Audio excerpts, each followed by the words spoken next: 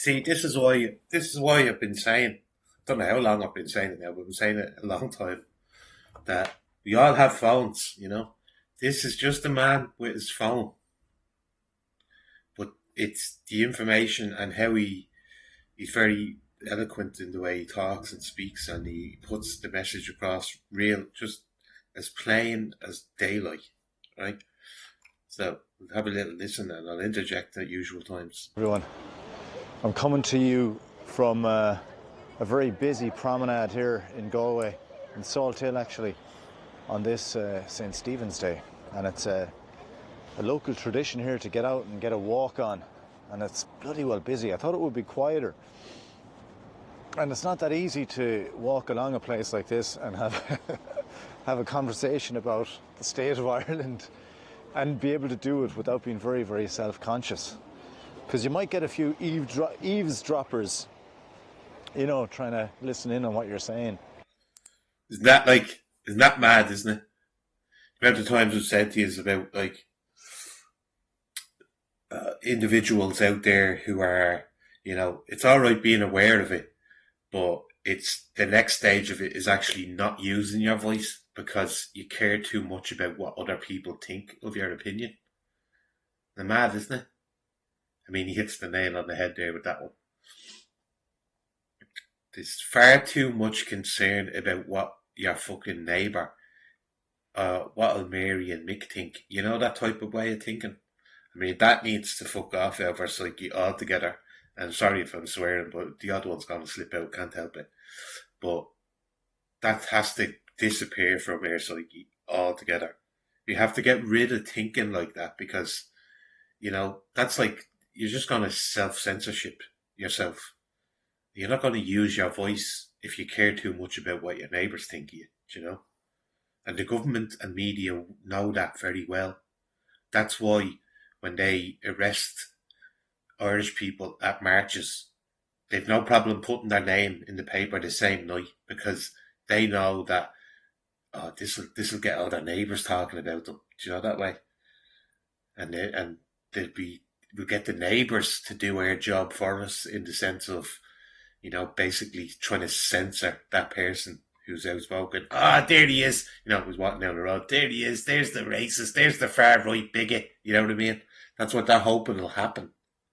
But in my area, that hasn't happened. In my area, the people are all clued in. There's enough of us here that are clued in, and we know what's going on. So they can't use that card against us. Even though they did drop loads of our names in the paper, it still didn't really affect us that much. It did in like a personal little thing, like in the families, but not the neighbours. They might be happy, Galway is a very liberal city. So you might get the odd straggler saying, what's that guy saying? He sounds a little bit too right-wing for my liking. Maybe we'll get him fired from his job. Oh wait, he doesn't have a job, he works for himself. Well, maybe we'll get on to some people that employ him then and see can we block them from paying this guy, because this is a hateful conversation.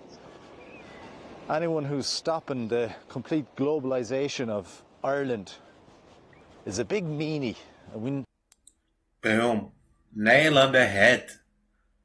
And I do wonder why more of the people can't see it that way. That, anyone that talks bad about globalisation, they're the enemy.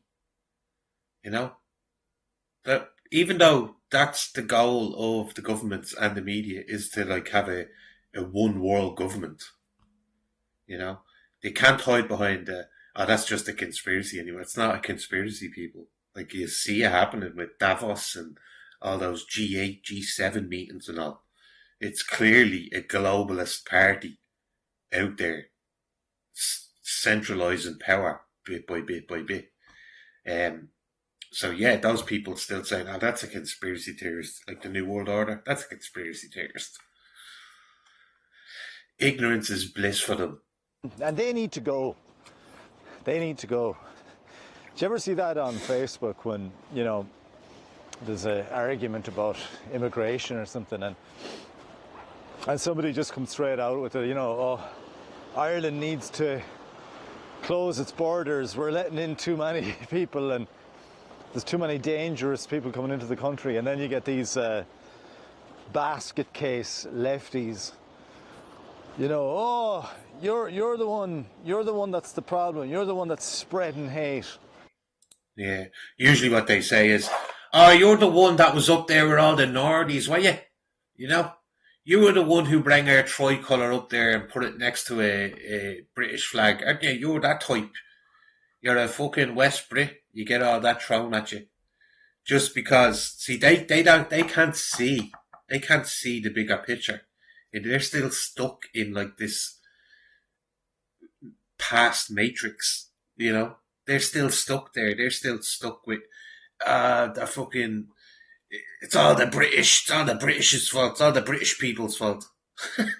While cheering on unvetted males from Africa and the Middle East coming in, they don't even acknowledge it. They still think that that's all women and children coming into the country. Do you know what I mean? So they're stuck in a past matrix. These people that come at you and say this sort of thing.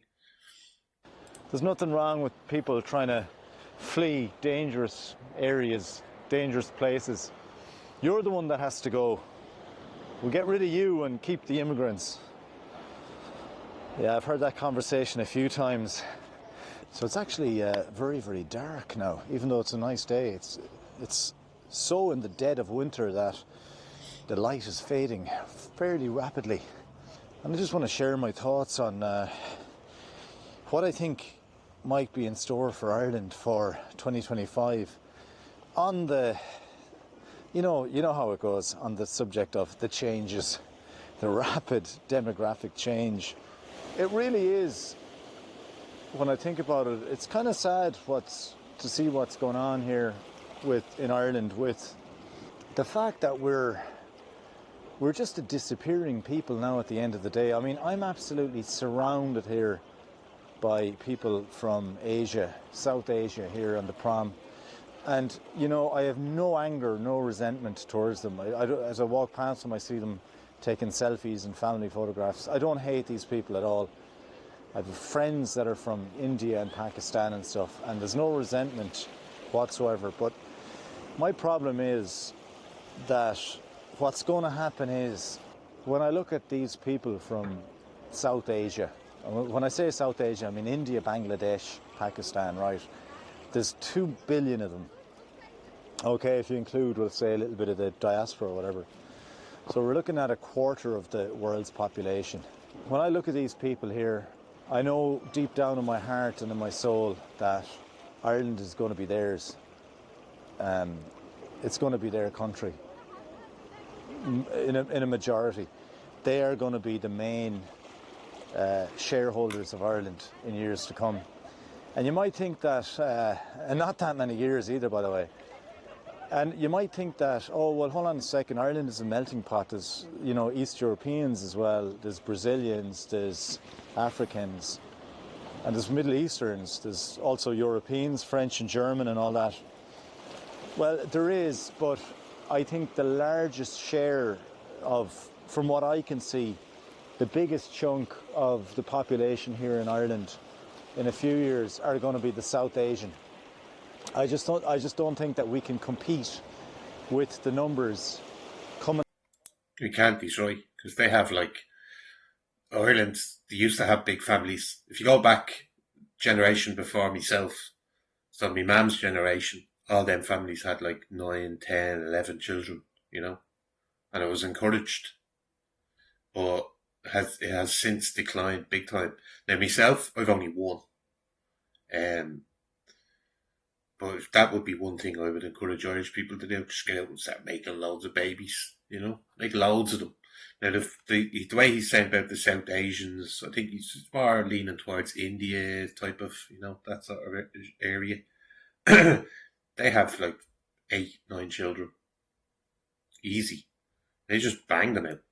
Coming out of that part of the world, if you look at the changes in population, or the population growth, we'll say. I don't want to slip down here. It's quite slippy.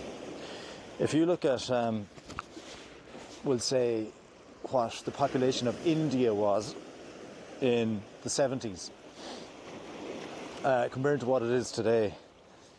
It's basically doubled pretty much in population. I think in the 70s it was something like 700 million or something, and today it's like, I don't know, 1.2, 1.3 billion. Yeah, well, add to that, they overtook China. The Indians did. It was always, anytime I can remember growing up, China were always number one when it came to population, but India's after overtaking them. There's at 1.4. I think it's 1.4. I should have scrubbed up on my figures before I came out here.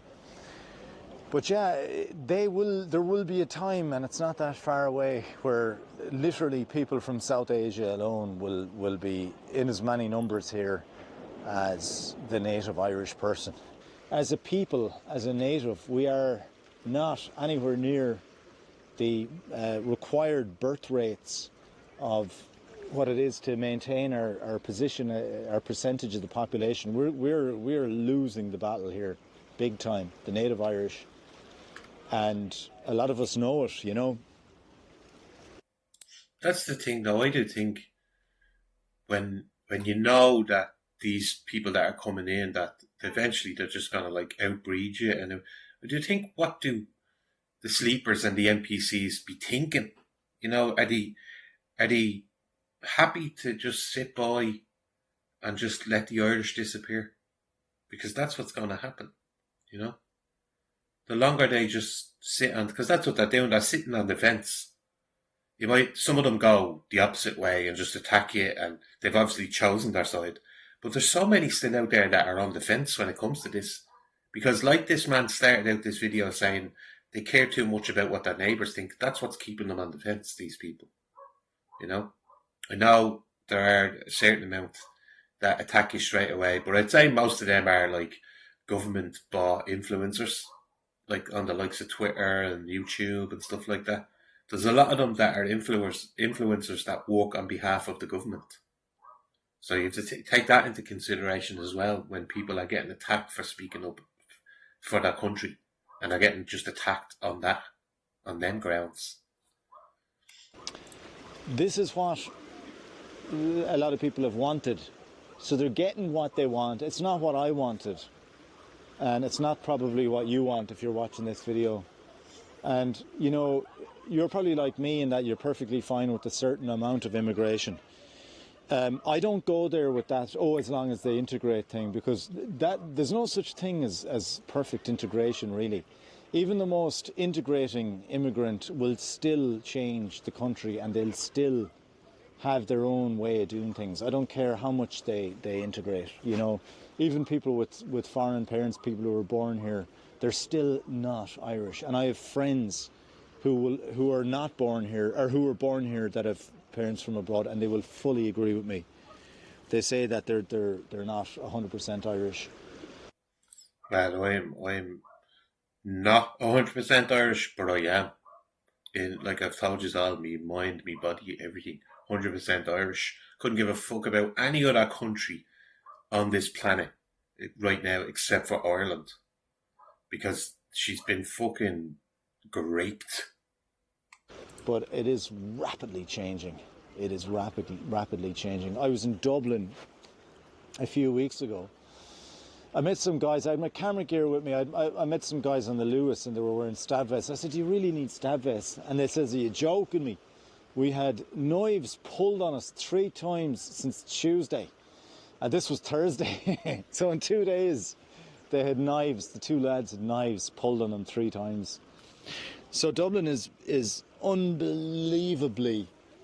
It has changed unbelievably. It's shocking. It is shocking how much that city has changed. How un-Irish it feels now. You know, I was saying to myself, like I said, Dublin has a couple of years left as an Irish city. And, you know, I changed that saying. I said to myself, Dublin only has a couple of years left as a European city.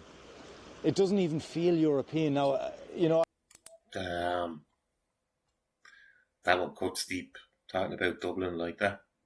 As I was walking down Grafton Street and certain areas around there, certain little streets, and I looked at some of the shops and all that, and Dublin gets a hard rap.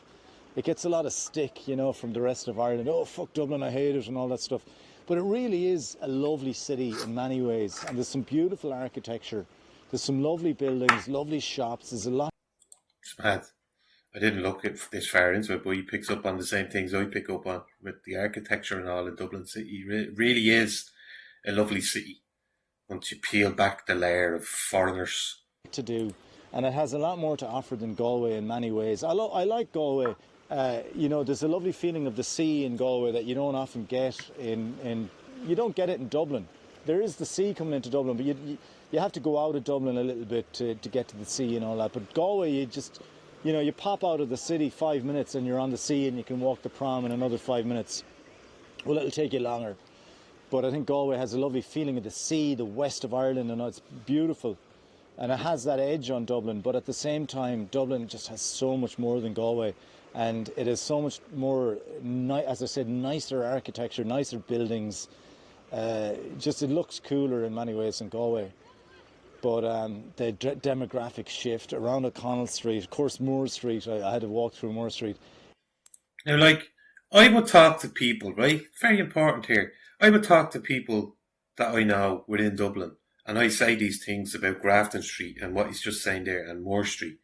And they're oblivious. Like, they're still, they still won't acknowledge it or won't accept that it's actually a reality. Like, these are people in Dublin. This is a man from Galway talking about Dublin, and he's speaking the truth. Like, he's telling you as it is.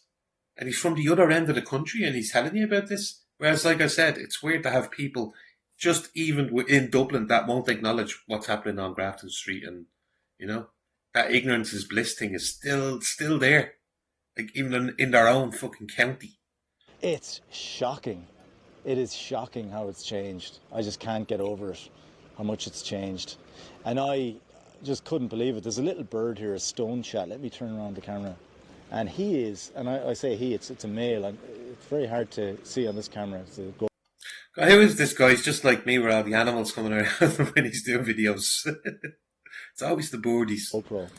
This little bird is basically just hanging out with me here. He's just looking over at me, and his partner's here. The female is here as well. I think next year what's going to happen is, I think the shit is really going to hit the fan with the whole immigration thing. Yeah, and I'm just going to put this part in here now. I was going to do a separate part on it, a separate video on it, and I do have one saved already. But all these incidents about these hit and runs people, we know what's happening there, don't we? These things are being done to install terror in the areas that they're happening in, like Blanchardstown, Leopardstown. It's terrorism. These are acts of terrorism that are happening with all these hit and runs. And he's saying next year, it's already started. It's already started. We're already fucking 3 years into this, The plan is fully well and underway. And you're going to see a lot more of these hit and runs now. Because it's to install terror, people. So they call them terrorist attacks. And the IPAS centres, the violence, I mean, I saw the videos. I've seen nothing but violent videos on social media lately. I go onto Twitter or X or whatever, and I see these videos. And yes, a lot of them are from America. But, you just got to say to yourself, and on YouTube as well, I'm catching up on YouTube a bit, and you see different videos by guys and how cities have changed. How Lisbon has changed, how Paris has changed. Paris is no longer a French city. God, isn't it? He's like listening. It's like he sees the world the way I see it. Talking about Paris, and that was one thing that has got me the last few years, was seeing the transformation of Paris. It's Paris is gone. Like Paris is an African country now, in my eyes. Like, it's completely gone. Same with Marseille. Marseille is finished. It's no longer a European city. It's a basket case of violence, of criminals, street criminals. Why did we do this to Europe? Europe was already diverse. We don't need.